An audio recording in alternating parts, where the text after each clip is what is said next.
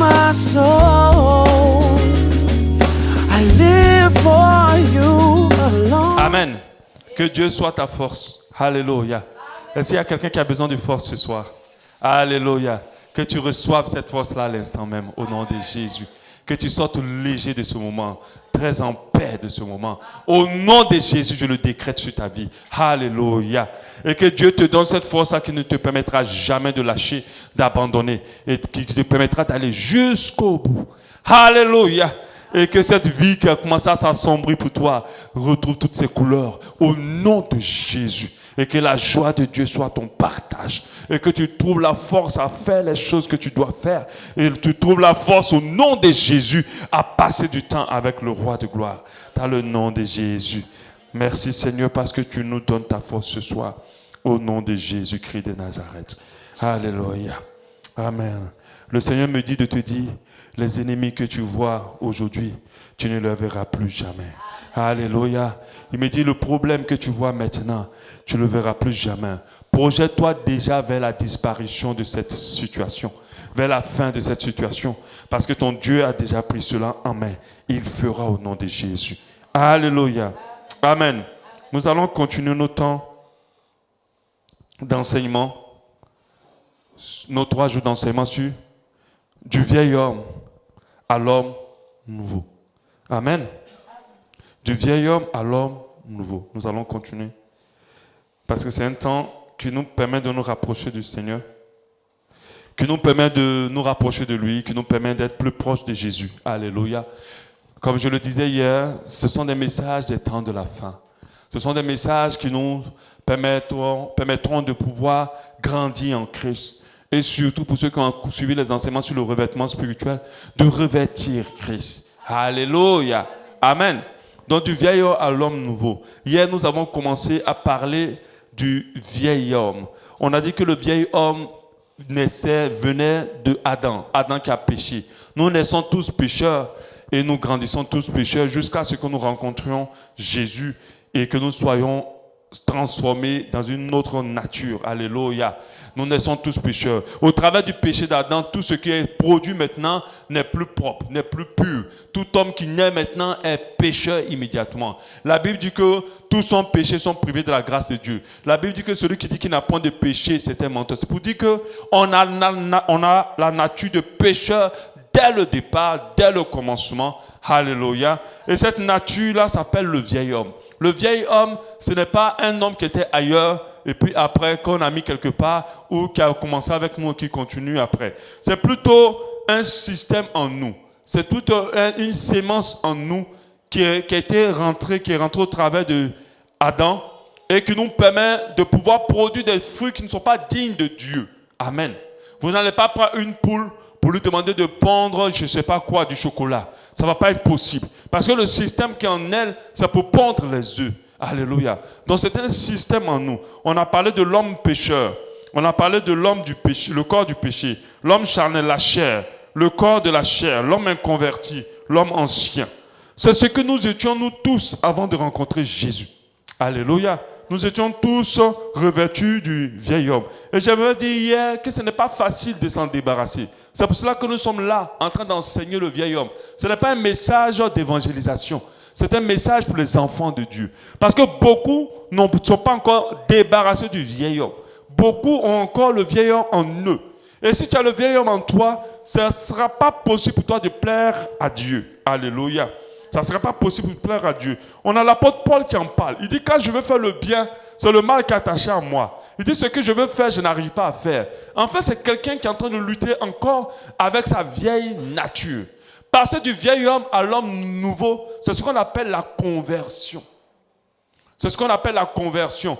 Et beaucoup d'enfants de Dieu, beaucoup de chrétiens n'arrivent pas à faire cette transition. Alléluia. Il doit toujours avoir un avant Jésus et un après Jésus. S'il n'y a pas un avant Jésus et un après Jésus, c'est que certainement ton vieil homme n'est pas encore détruit. Ton vieil homme est encore fort en toi. Ton vieil homme est encore vivant en toi. Or, nous devons nous en dépouiller. Et je disais que ce n'est pas une histoire de dire, oh c'est bon, on l'a prié pour moi, mon vieil homme est mort et puis c'est fini. Ah non. Ah non. C'est un entretien quotidien. C'est une vie quotidienne. C'est quelque chose d'habituel. Regardez nos maisons que nous entretenons. Nos maisons ne sont pas propres parce que nous avons nettoyé un jour. Amen. Elles sont propres parce que tous les jours, nous veillons à les maintenir propres et à les nettoyer. Même si vous nettoyez vos maisons avec le plus grand produit, si après un mois, vous ne les nettoyez pas, la maison va être sale.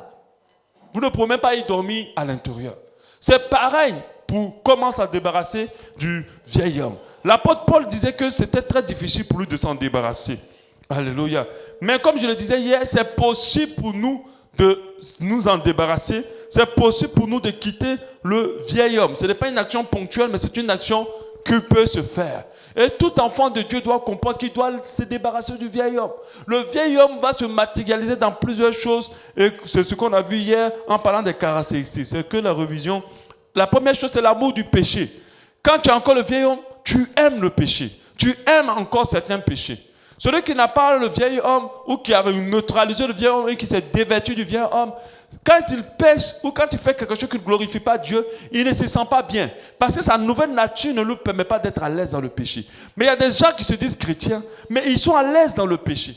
Ils sont bien dans le péché. Pire encore, ils aiment le péché. Amen. Donc la nature du vieil homme, c'est l'amour du péché. Quand nous n'étions pas chrétiens, nous aimons le péché.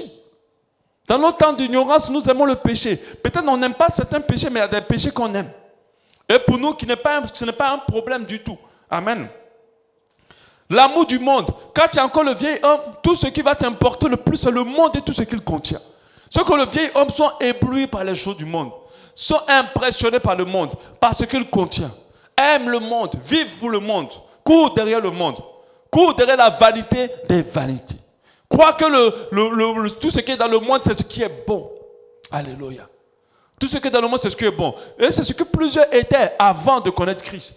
Tout ce qui est dans le monde était leur vie. Ils vivaient pour le monde. Ils vivaient pour réussir. Ils vivaient pour obtenir certaines choses du monde. Ils aimaient le monde. Alléluia. Or, la parole de Dieu dit que celui qui aime le monde, l'amour du monde est inimitié contre Dieu. Ça veut dire que tu ne peux pas aimer le monde et dire que tu aimes Dieu. Ce n'est pas possible. Ça ne va pas marcher.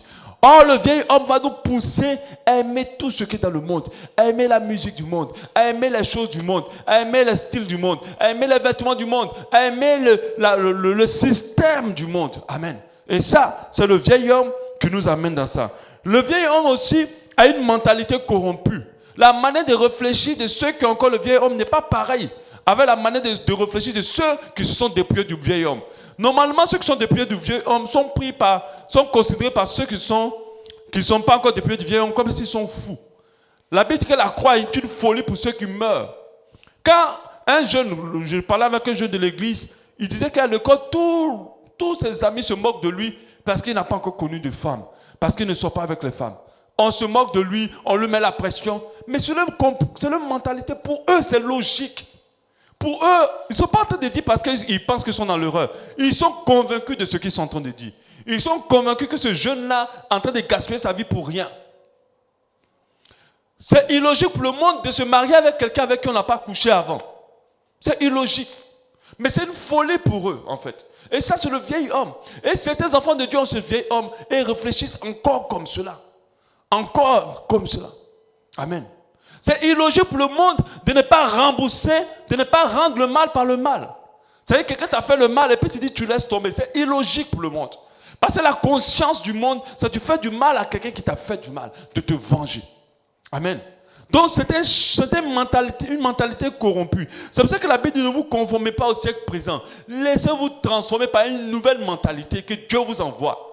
Quand tu n'as pas le vieil homme, ta mentalité est encore ancienne. Tu es convaincu encore des choses du monde. C'est-à-dire, entre toi et les gens du monde, il n'y a pas trop de différence dans votre manière de réfléchir, dans votre manière de fonctionner.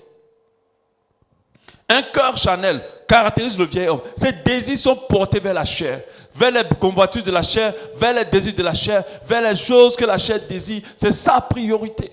Ce qui réjouit sa chair. Comme on a dit à la personne de jeûner, le jeûne c'est trop difficile pour lui. Le jeune ne peut pas réjouir sa chair. Le jeune ne peut pas le réjouir parce que son cœur aime plutôt ce qui réjouit sa chair. Dormir, manger, avoir des contacts sexuels, ainsi de suite. C'est ça le cœur du vieil homme. Amen. C'est un cœur charnel. Des mauvais désirs, dont tous les désirs de quelqu'un qui est encore le vieil homme ne sont pas bons. sont pas bons. Et j'ai parlé d'une apparence indécente aussi. Parce que des fois, on n'a pas besoin de savoir ce qui est dans ton cœur, même si Dieu regarde au cœur. Par ton apparence, on sait que tu trimbales un vieil homme. Parce que tu ne t'habilles pas pour plaire à Dieu. Tu t'habilles pour pouvoir séduire. Tu t'habilles pour pouvoir impressionner. Tu t'habilles pour pouvoir capter. Et quand on a le vieil homme, il y a des choses qu'on porte encore. Il y a des choses qu'on met. Une chrétienne, elle doit se maquiller. Le maquillage n'est pas mauvais. Mais quand ton maquillage est extravagant, un point à attirer. Vous savez, le monde a des codes. Si tu es sain et si tu as un maquillage sobre et sain, ça va se sentir. Si tu as un maquillage dans le but de capter, de séduire, ça va se sentir. C'est pour ça que certains chrétiens se disent oh, on me drague tous les jours, on me drague tous les jours. Mais c'est parce que tu leur ressembles. Tu leur ressembles en fait. Ou certains garçons disent que oui, les filles de mon école m'embêtent ou les filles du travail. Mais c'est parce que tu leur ressembles. Amen. L'enfant de Dieu a aussi une apparence qui reflète Dieu. Amen. Et tout cela caractérise le vieil homme. On en a parlé hier. Et comme je le disais, plusieurs sont chrétiens, mais le vieil homme est encore fort. La Bible nous dit clairement de nous en débarrasser, de quitter ce vêtement de vieil homme. La Bible dit de nous dépouiller du vieil homme, de nous dépouiller du vieil homme. Alléluia. De nous dépouiller du vieil homme. Quand tu es revêtu de l'homme nouveau, ton amour pour certaines choses va s'arrêter. Tu vas avoir des désirs différents. Tu vas avoir des envies différentes. Moi, je me rappelle quand je me suis converti, mes désirs ont changé pour tout autour. J'étais quelqu'un qui faisait boîte de nuit, alcool, plein de choses. C'était ma vie. Et j'aimais ça. Amen. Mais je vous assure, depuis que j'ai accepté le Seigneur en 2000 jusqu'à aujourd'hui, je suis un goût d'alcool, n'est pas rentré. Un pied dans une boîte de nuit, même pour faire semblant. Mais il y a des gens qui sont là comme ça. La musique, même la musique du monde, c'est des choses que tout ça, on a quitté. Ces choses-là ne nous font plus du bien. Amen. Mais il y a des gens qui sont à l'aise. Quand tu les vois avec des païens, les païens même ne se rendent pas compte qu'ils sont chrétiens. Parce qu'ils sont tellement bien à l'aise avec ces païens. Leurs échanges, leurs relations avec ces païens se passent tellement bien. Donc on est meilleurs amis des personnes qui n'ont pas le même esprit. En fait, en réalité, vous avez réellement le même esprit, mais vous n'avez pas le Saint-Esprit. Amen. Vous avez en réalité le même esprit. Parce que celui qui a le Saint-Esprit, puis l'autre qui n'a pas, votre amitié ne peut pas être profonde. Elle ne peut pas. Arrivé un moment, il aura un problème. Vous n'aurez pas les mêmes. L'amitié se base sur les mêmes centres d'intérêt. Amen. Même on dit à tout couple, avant de se marier, il est important d'avoir le même esprit. C'est très important pour un couple d'être solide. Après, il faut dire une amitié. Amen. Donc, il faut comprendre que quand le vieil homme est encore en toi, il va guider tout. Ton caractère, ta manière de fonctionner. Et nous avons lu un passage qui en parlait. Attends, on va revenir dessus. Je crois que c'est le passage de Corinthiens. Qui décrit la nature, ce qui était fait de. Ce qui fait le vieil homme. Attendez, je suis en train de chercher. Apparemment, c'est comme si je l'ai effacé. Est-ce que tu l'as? Le deuxième verset du document d'hier. Au début.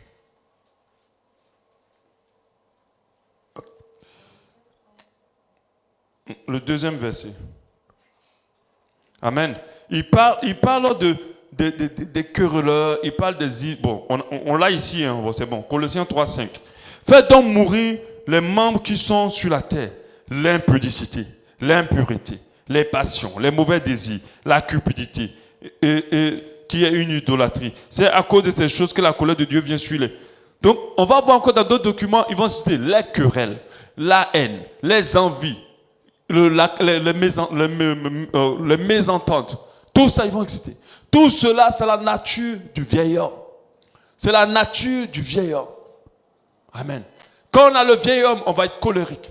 Quand il est plus fort, on va être colérique. On va être envieux. On va être dans la convoitise. Amen. Et je disais hier qu'il y a une différence entre péché et être pécheur. Amen. Un enfant, celui qui est revêtu de l'homme nouveau peut pécher. Personne n'est parfait. Mais il n'est pas pécheur. C'est pour ça que lorsque vous priez pour demander pardon à Dieu, ne dites pas que je suis un pécheur. Quand vous dites que vous êtes un pécheur, en réalité, vous n'êtes pas encore revêtu de l'homme nouveau. Le pécheur, c'est celui qui a encore la machine à produire le péché. Il a encore le vieil homme. Le vieil homme, c'est le système en nous qui produit le péché. Or, péché, ce n'est pas la personne. C'est-à-dire qu'avoir une orange et avoir l'arbre de l'orange, ce n'est pas la même chose. Amen. Ce n'est pas la même chose. Amen. Et certains ont encore le système de péché en eux. Ils veulent se sanctifier, mais ils ne se sanctifient pas parce que le système a changé en eux. Ils se sanctifient par la force. Parce que le vieil homme encore là, il n'est pas encore ôté. Ils ne sont pas encore dépouillés. Et je dis, c'est la partie de la marche chrétienne la plus difficile. Si ta sanctification est avec ta force, tu vas te souffler. Il faut demander d'abord à Dieu de te dépouiller du vieil homme. Amen. Si tu n'as pas dépouillé du vieil homme, tu vas avoir une sanctification avec la force. Tu vas tout le temps tomber. Tu vas tout le temps tomber. Et quelqu'un pouvait dire que certains jettent le péché en gros et ils le ramassent en détail. Mais c'est parce qu'ils ont jeté le péché parce qu'on leur a parlé. Mais ils n'ont pas fait cette expérimentation du dépouillement du vieil homme. Amen. Donc il est important de te dépouiller du vieil homme. Si tu vas avoir une marche chrétienne différente. Parce que quand tu as l'homme nouveau, ta manière maintenant de fonctionner est différente. Tu ne prends pas plaisir au péché. Même si tu tombes dans le péché, tu n'es pas à l'aise dans le péché. Quand quelqu'un se retrouve à s'asseoir dans le péché, certainement son vieil homme encore là. Amen. Son vieil homme encore là. C'est en cela que vous voyez, vous parlez des chrétiens, vous êtes obligés de les gérer comme des païens. Vous savez, quand tu as l'homme nouveau, on ne te gère plus comme un païen. Il y a des gens qui sont obligés de leur parler pour qu'ils se sanctifient. Mais quand tu as l'homme nouveau, on n'a pas besoin de te parler. Quand la personne dit non, ce que tu as fait, c'est pas bon. Toi, mais tu reconnais immédiatement que non, c'est pas bon.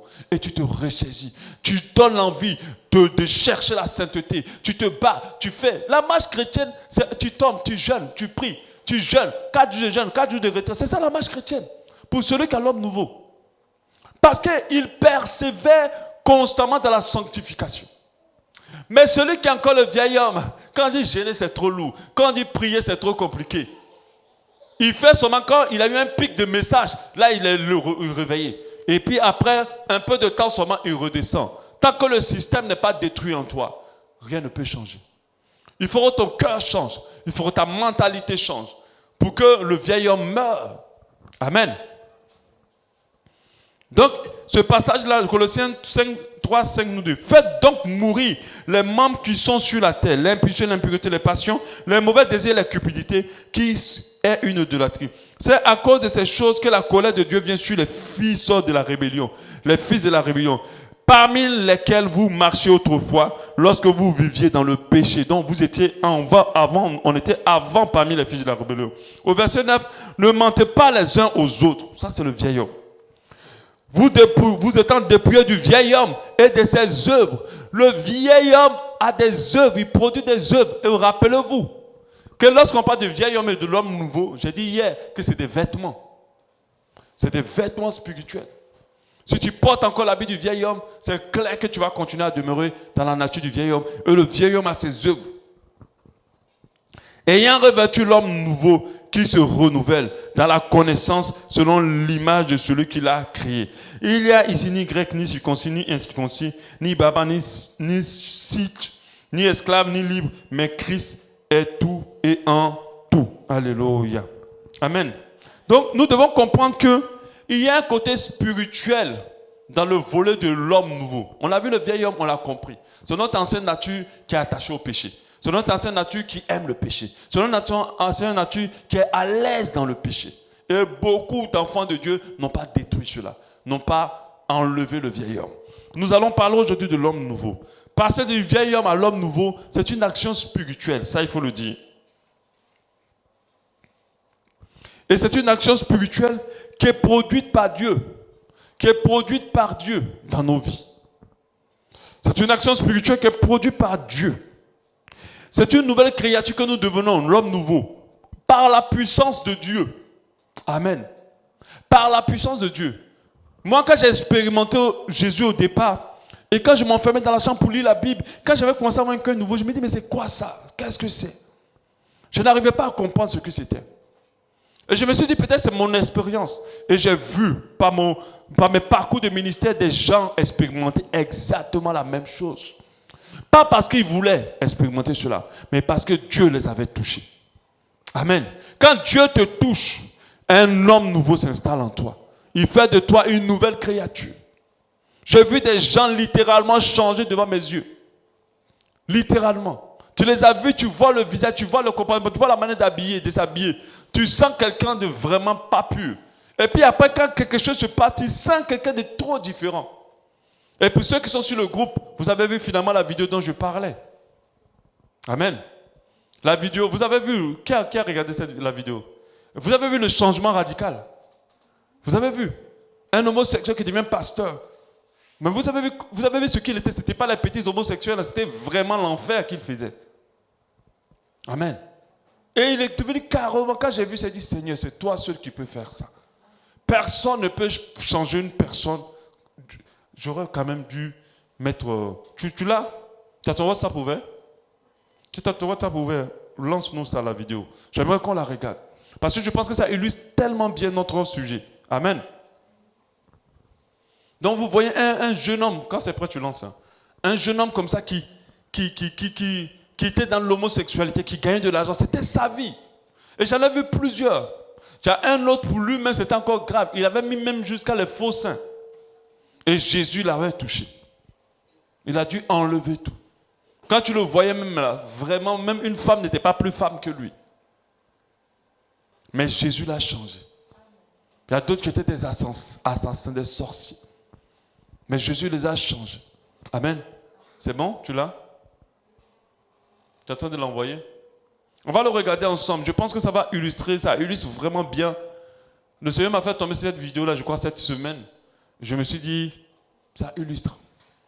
Moi, des fois, quand je vois mes photos d'avant, je dis, hé Seigneur, tu m'as pris loin. Amen. Et on se disait qu'on vivait la vie comme ça. Tu nous voyais maintenant comme ça en train de vadrouiller dans la ville d'Abidjan. Chez nous, c'était la vie. Quand tu te levais le matin, tu avais mal à la tête parce que tu avais trop bu, tu avais trop dansé. Tu étais content parce que tu as vécu. Voilà, pour nous, tu avais vécu. Si le matin, tu n'avais pas mal à la tête, on va dire non, toi, le chaud n'était pas chaud. Amen. Mais aujourd'hui, quand je regarde ça, j'ai honte. Mais bon, c'était ma vie. Amen. Je vais faire combat. C'est comme ça qu'on était avant. Amen. Quand tu nous voyais, quand on dit on met la musique, il y avait un ami là, il était aussi clair comme moi. Il dit nous deux, quand on met la musique, quand on prend la piste de danse. Amen. Mais vous ne pouvez pas imaginer. Alléluia. On met la poussière dans la piste de danse là. Oui, c'est ça. Voilà. Donc c'est juste des images. C'est lui qui est là. Voilà, le voilà. Voilà. Voilà, quand tu as le vieil homme, c'est comme ça que tu es. Voilà, le vieil homme. Voilà, il est content, il a gagné l'argent. Le vieil homme. Pour lui, c'était la vie. Voilà. Toi-même, la femme, tu ne peux pas porter un talon comme ça. Mais lui, il marche avec ça. Regarde. Le vieil homme. Pour eux, c'est la vie. Ne touche pas là, ça va avancer. Voilà. Même le make-up, tu ne peux pas faire comme lui. Mais vous allez voir ce qu'il est devenu après. Voilà. Ça, c'est le vieil homme. Voilà. Le voilà maintenant. L'homme nouveau. L'homme nouveau. En train de se baptiser. Amen. L'homme nouveau. Et ce n'est pas tout. Il est devenu pasteur. Assoiffé de la parole de Dieu. L'homme nouveau.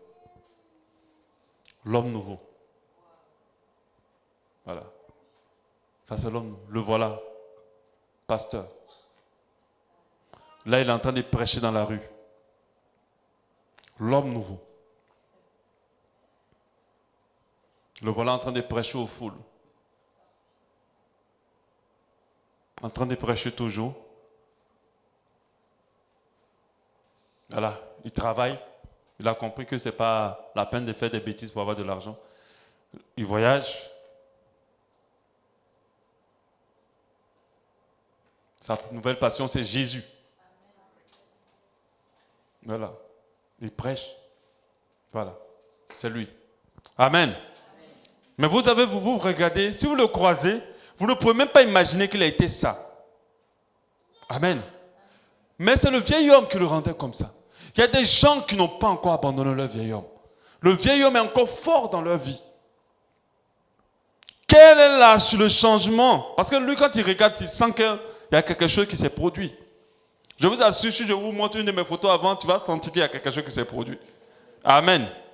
Tu vas comprendre qu'il y a quelque chose qui s'est produit. Même ma manière de parler, même ma manière de fonctionner, même ma manière d'être. Alléluia. Il y a eu un passage, il y a eu une transformation. Mes amis de cette époque-là ne sont plus mes amis. Pas que je les ai refusés, ils ne pouvaient plus s'habituer à ce que j'étais devenu. J'étais devenu une personne nouvelle en Jésus. Ce qui me passionne, c'est les choses de mon Dieu. Alléluia. Donc l'homme nouveau, c'est une action qui se fait par la puissance de Dieu. La parole de Dieu nous dit en 2 Corinthiens 5, 17. Si quelqu'un est en Christ, il est une nouvelle créature. Les choses anciennes sont passées. Voici, toutes choses sont devenues nouvelles. Donc ça veut dire qu'il y a des choses dans ta vie qui doivent passer. Il y a des choses dans ta vie qui doivent te quitter. Quand tu révèles l'homme nouveau. Si ces choses-là restent toujours ou reviennent complètement, alors le vieil homme est là. Il est repositionné. Il est revenu en force. On va penser que lorsqu'on passe à l'homme nouveau, Dieu change notre personnalité. Dieu ne change rien. Il ne change pas notre personnalité. Il ne crée pas une autre personne. Il n'agit pas comme ça. Amen. Nous allons garder notre âme, notre esprit. Même nous allons conserver notre corps. Mais Dieu va mettre en nous quelque chose de nouveau. Une autre sémence. Vous savez, tu ne peux pas vivre dans le péché si tu n'as pas la sémence du péché. Généralement. Vivre, je n'ai pas dit péché. Je dis vivre dans le péché. Si tu n'as pas la sémence du péché, c'est la nature du vieil homme. Amen. C'est la nature du vieil homme. Dieu va changer notre mentalité. Il va produire en nous le vouloir de faire les choses bien.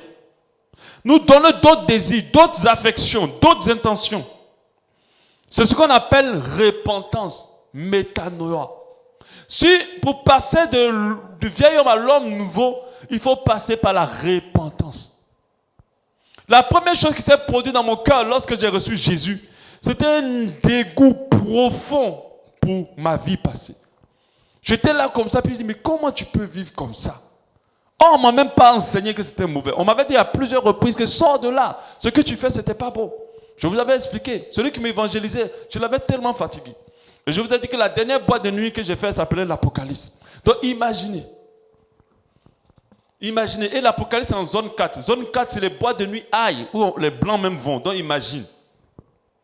C'est vraiment le péché à outrance là-bas. C'était ma dernière boîte de nuit. Mais après, la personne m'avait laissé. Lorsque quelque chose s'est produit en moi, quand Dieu a mis sa graine en moi. Alléluia. Parce qu'il faut qu'il mette sa graine en toi. Quand Dieu a mis sa graine en moi, directement, je commençais à avoir du dégoût pour le péché. Je commençais à avoir du dégoût pour beaucoup de choses. Je vous assure, il y a beaucoup de chrétiens religieux que de chrétiens véritables. Non? Plusieurs se disent enfants de Dieu, mais ils n'ont pas encore abandonné le vieil homme. Ils n'ont pas encore revêti l'homme nouveau. Amen. Quand il revêtit l'homme nouveau, c'est la mentalité. C'est pour ça que ceux qui dominent sur les autres savent que pour dominer sur quelqu'un, il faut dominer sur sa mentalité. Si tu domines sur la mentalité de quelqu'un, tu vas le contrôler entièrement. Amen. Donc, nous devons comprendre que Dieu, pour nous changer, n'a pas besoin de faire comme les Juifs. Au départ, il disait aux Juifs, fais ça, fais ci, fais ça. Mais après, il a compris que ça ne pouvait pas marcher parce que les Juifs n'arrivaient pas. Il leur a dit, ok, je ne vais pas maintenant vous donner ma loi, je vais maintenant mettre ma loi en vous. C'est ce que nous expérimentons. Quand tu as la loi de Dieu en toi, tu vas expérimenter l'homme nouveau. Quand tu as la loi de Dieu en toi, tu vas être une nouvelle créature. Alléluia. Métanoïa, pour parler de la repentance. Donc, c'est un changement complet de la disposition de ton cœur, de tes pensées, de ta conscience. Quand tu deviens un homme nouveau, ton cœur est différent. Ta conscience est différente. Tes pensées sont différentes. Alors tes œuvres seront différentes. Tu vas vivre une vie différente d'avant.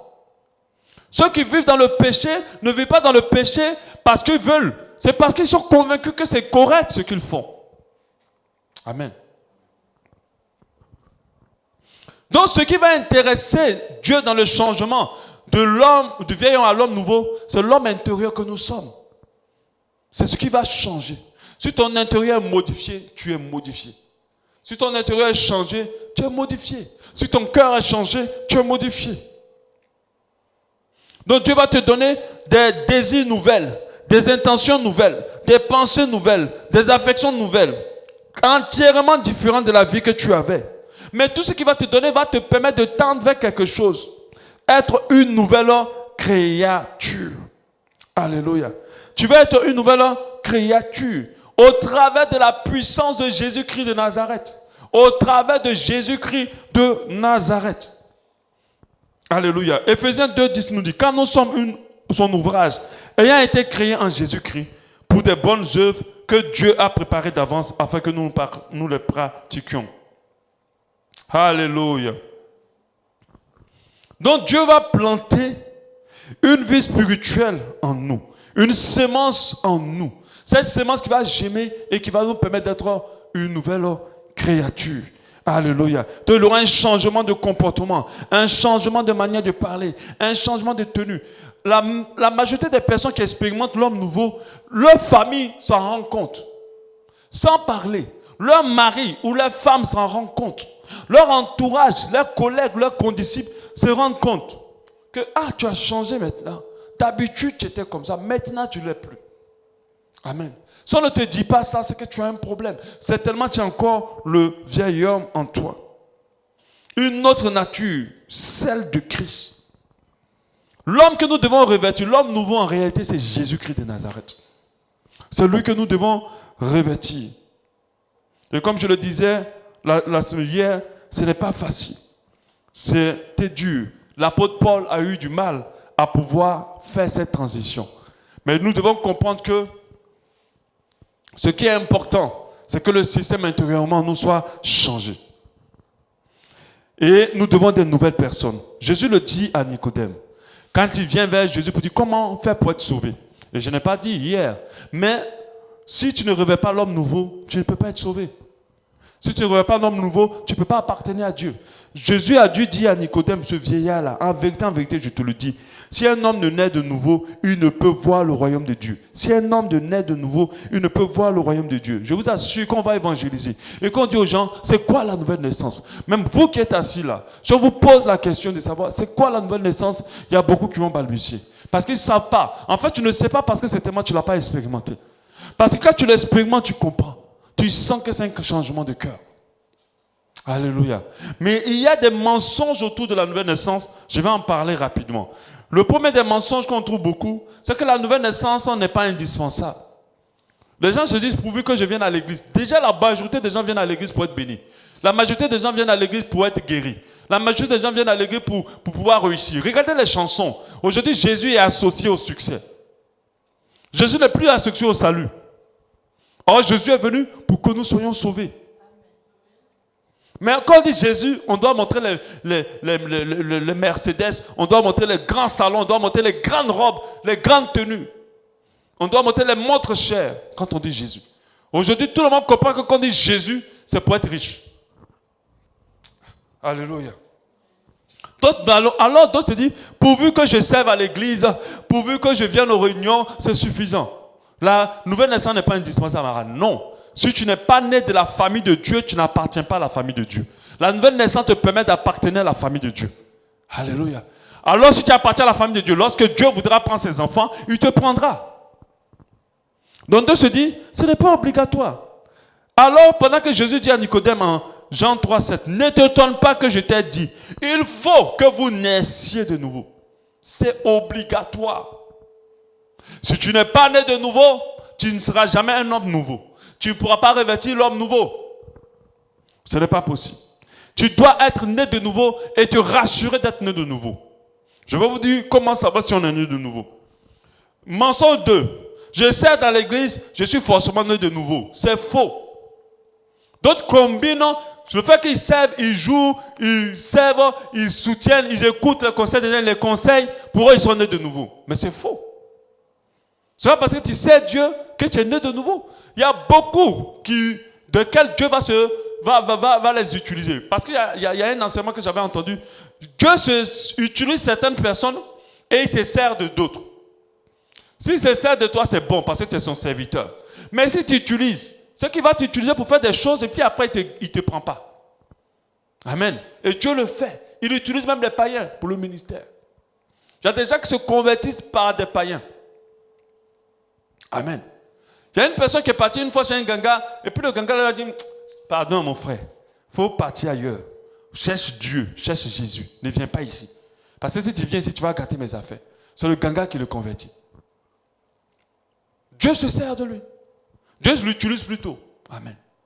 Donc faites très attention. Donc comme je suis à l'église, le pasteur a confiance en moi, c'est moi qui gère tel département, c'est moi qui fais ça. Donc certainement je suis né de nouveau. C'est faux. C'est un mensonge. Ce n'est pas toujours vrai. Parce que la Bible dit, tous ceux qui me disent Seigneur, Seigneur n'entreront pas dans les cieux, dans le royaume des cieux.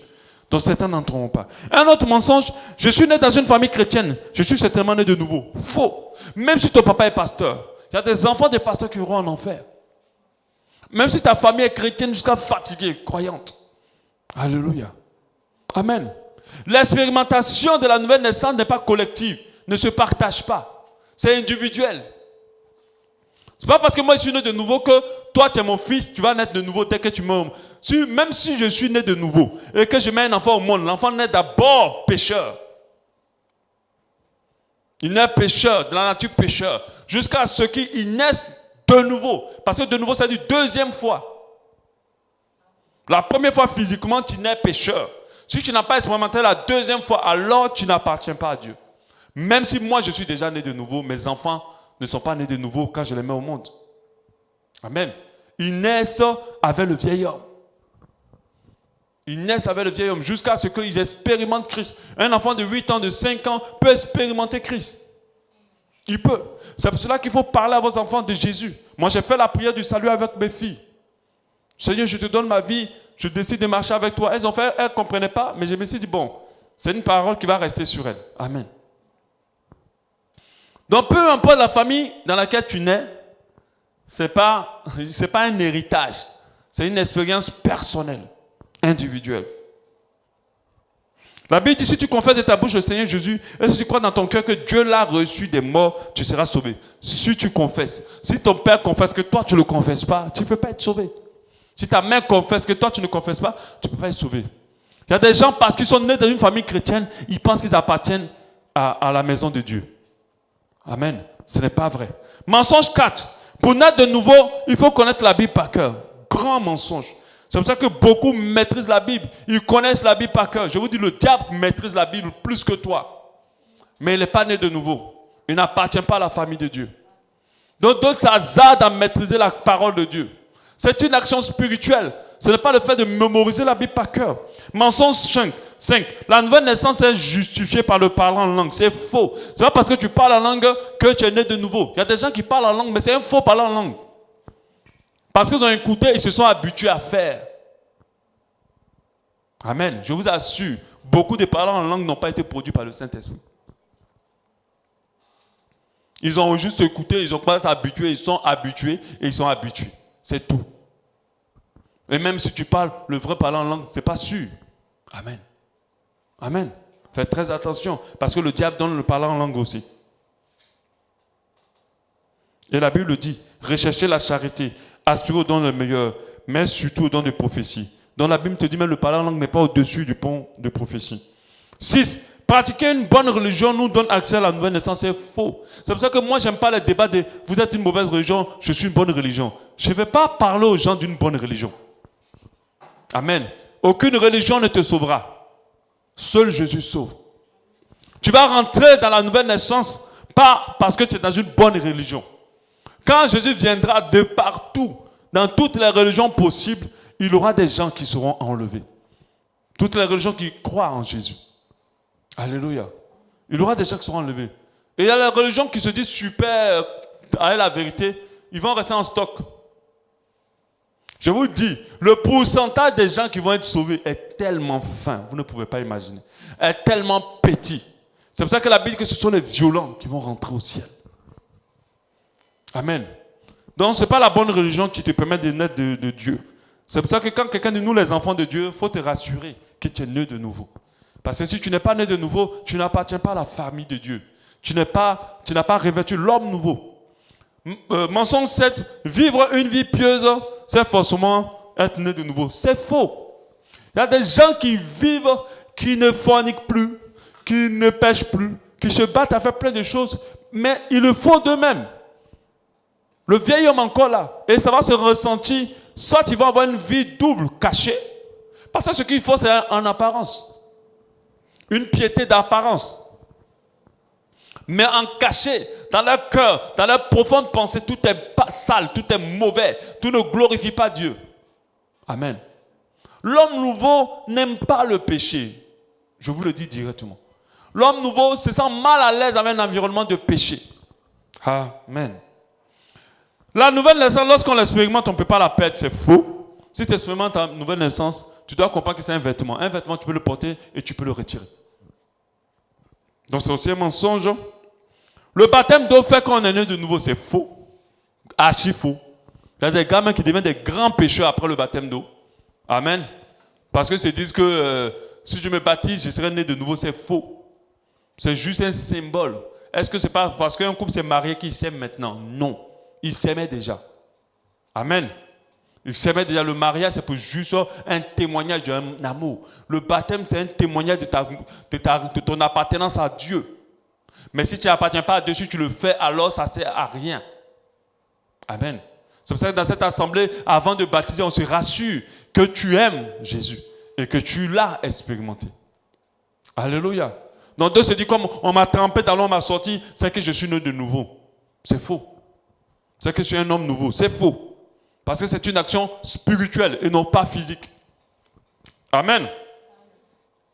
Et le mensonge 10, le dernier, je peux naître de nouveau même si je vis dans le péché.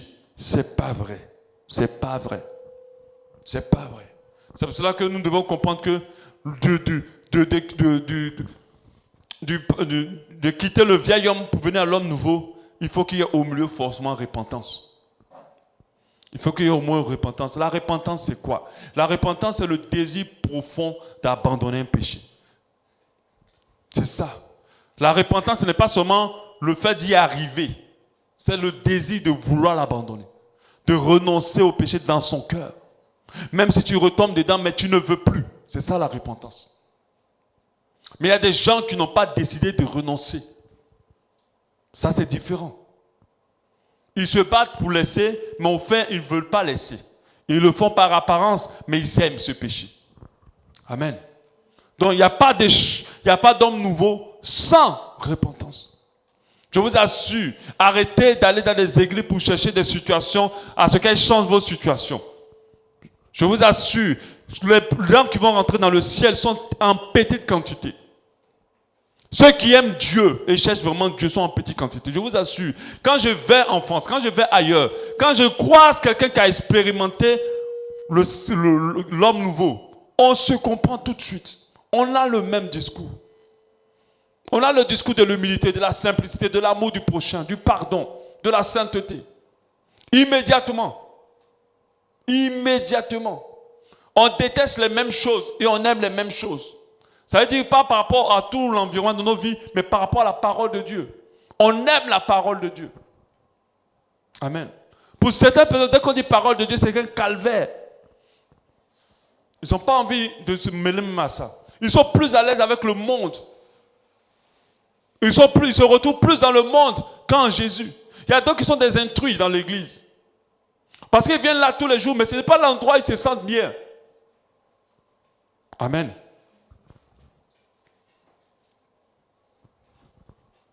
Donc Dieu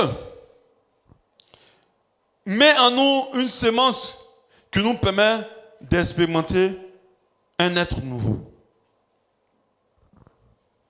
Et cet être nouveau va foncer dans ce qu'on appelle la justice. Parce que la Bible dit ce qui fait la différence entre les enfants de Dieu et les enfants du diable, c'est ceux qui pratiquent la justice. va nous conduire dans la sainteté. Alléluia. Éphésiens 4, 24 dit, et revêtir l'homme nouveau, créé selon Dieu dans une justice et une sainteté que produit la vérité. Une justice et une sainteté que produit la vérité. Donc nous pouvons comprendre par là, par ce passage-là, que l'importance de cette vérité fondamentale qui conditionne notre croissance spirituelle, elle va conditionner notre croissance spirituelle et la qualité de notre vie nouvelle. Amen. Notre croissance spirituelle est la qualité de notre vie nouvelle. La Bible nous dit aussi en Colossiens 3, 10, l'homme nouveau qui se renouvelle dans la connaissance selon l'image de celui qui l'a créé. Alléluia. Quand vous changez de cœur, vous manifestez ce qu'on appelle le fruit de l'esprit. Galates 5, 22. Tu vas manifester l'amour. Tu vas manifester la bénédiction. Tu vas manifester la joie. Tu vas manifester la patience. Alléluia. Ça va faire de toi une nouvelle créature. La Bible dit les choses anciennes sont passées. Toutes choses sont devenues nouvelles. Tu es encore le vieil homme. Tu ne vas pas avoir de problème de te quereller. Moi, je vous assure, dès que je me prends un peu la tête avec quelqu'un, je me sens mal. Même quand j'ai raison. Je me sens mal, direct. C'est vrai que la nature que j'ai maintenant ne me permet plus de me réjouir dans ça. Oh, avant, ah mais non, on va se taper même une année sans se parler. Et je serai fier. Mais aujourd'hui, ce n'est pas des choses que la nature que j'ai prend plaisir. Et c'est la même chose pour toi. Amen. Tu ne dois plus prendre plaisir dans le péché parce que tu as revêtu l'homme nouveau. Alléluia. Amen. Et je dis, cette pratique, cette conversion, comme je le disais tout à l'heure, ne va pas se produire par tes efforts. Elle va te produire par ton abandon à Jésus-Christ. Alléluia. C'est-à-dire que si tu sens en toi que le système qu'en toi combat ta marche dans la pureté, tu sens que le vieil homme est encore fort, alors tes prières ne seront pas à partir d'aujourd'hui, je vais mettre à prier tous les matins, à partir d'aujourd'hui, je vais m'éloigner du péché. Ah non, c'est pas ça, c'est pas ce que je suis en train de te dire.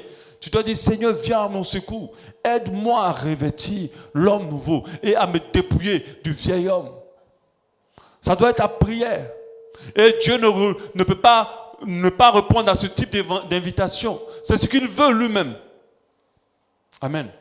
Tu dois le dire dans tes prières. Aide-moi à me dépouiller du vieil homme et à revêtir l'homme nouveau. Tu ne peux pas rester dans ta nature de départ. Tu ne peux pas. Quelqu'un t'a parlé mal, tu veux lui répondre mal. Mais ton vieil homme va te dire, réponds. Tu ne peux pas laisser ça. Mais l'homme nouveau va te dire, tais-toi, ne parle pas, laisse-le. Amen. Et ça, c'est très important. Un enfant de Dieu, ce n'est pas quelqu'un qui est à l'église. Un enfant de Dieu, c'est par ses œuvres qu'on le reconnaît. La Bible dit que montre-moi ta foi sans les œuvres et je te montrerai ma foi au travers des œuvres. Il dit les démons ont foi en Dieu et ils le craignent. Donc tu ne peux pas parler du fait que tu appartiens à Dieu si tes œuvres ne reflètent pas Dieu. Amen. Il faut que ce système-là soit détruit en toi. Il faut que ton cœur change. Il faut que tu sois un homme nouveau. Alléluia. Donc ce n'est pas par nos propres efforts que nous pouvons arriver. Romains 7, 14 nous dit, nous savons en effet que la loi est spirituelle et moi, je suis charnel. C'est l'apôtre Paul qui dit, vendu au péché, car je ne sais pas ce que je fais et je ne fais point ce que je veux et je fais ce que je hais. C'est l'apôtre Paul qui est en train de parler. Si c'était par ses propres efforts, il serait arrivé. Mais ce n'est pas par ses propres efforts. Alléluia. Ce n'est pas par ses propres efforts, c'est par la puissance de Dieu que nous passons à l'état du vieil homme, à l'homme nouveau et que nous en débarrassons. Alléluia. Amen. Donc j'espère qu'on a compris l'homme nouveau. Le fruit de l'esprit. Galates 5, 22. Mets-le-moi s'il te plaît. Galates 5, 22. Alléluia.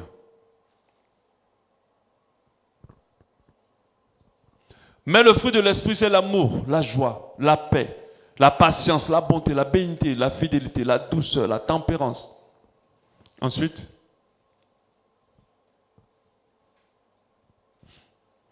la loi n'est pas contre ces choses. Donc tout ce qu'on a cité là, ce sont les choses qui caractérisent l'homme nouveau. C'est un cœur nouveau. C'est une mentalité nouvelle. C'est une conscience nouvelle. C'est une aspiration nouvelle. C'est un désir profond de plaire à Dieu. C'est l'amour de la sainteté. C'est l'amour du prochain. C'est ça l'homme nouveau. Alléluia. C'est quelqu'un qui ne vit plus, mais Christ vit en lui. C'est quelqu'un qui a revêti Jésus-Christ de Nazareth. C'est ça l'homme nouveau. Demain, nous allons voir comment faire cette transition. Je l'ai dit tout à l'heure par la prière. Mais il y a une prière. La prière doit être orientée selon comment on dit ça, un procédé ou bien des étapes. Alléluia. Demain, on va voir comment faire cette transition. Et puis, on va prier pour cela. Alléluia. Afin que tous ceux qui sont dans cette phase-là où le vieil homme est revenu en force, qu'ils puissent pouvoir s'en débarrasser. Et tous ceux qui n'ont pas jamais laissé le vieil homme, qu'ils puissent s'en débarrasser. Alléluia. La Bible dit que le chien est retourné à ses vomissures. Il y a des personnes qui ont réussi à se débarrasser du vieil homme à un moment. Mais après, parce qu'ils n'ont pas veillé, alors tout est revenu. Alléluia. Donc demain, nous allons voir comment arriver à faire cette transition. Cette transition, comment activer. Parce que nous savons que c'est Dieu qui le fait, mais nous savons que nous avons le rôle d'activer. Parce que Dieu ne force rien en personne. Amen. Il ne force rien en personne. Donc demain, soyons là, mais surtout, soyons là pour prier. Parce que nous sommes dans une phase où nous voulons vraiment revenir au Seigneur. Nous sommes dans une phase où beaucoup d'enfants de Dieu sont en train de se tendre. Nous sommes dans une phase où ceux qui ne sont pas vraiment ancrés dans la foi sont en train de se teindre parce que le temps devient plus difficile de marcher dans la sainteté et de garder son statut d'homme nouveau. Le temps devient dur pour cela. Aujourd'hui, c'est tout un mouvement de beaucoup d'églises qui ne s'occupent plus de ça, qui n'enseignent plus sur ça, qui n'en font plus une priorité. Pendant que c'est la priorité de tout enfant de Dieu de demeurer et de persévérer dans la sanctification. La Bible dit sans la sanctification sans laquelle personne ne verra Dieu. Amen. Personne ne verra Dieu. Alléluia. Donc nous devons comprendre qu'il est très important pour nous de pouvoir prendre conscience de ça tous les jours et de demeurer dans l'homme nouveau. Alléluia. Amen. Nous allons prier ce soir, passer aux offrandes et aux annonces et nous allons pouvoir nous séparer.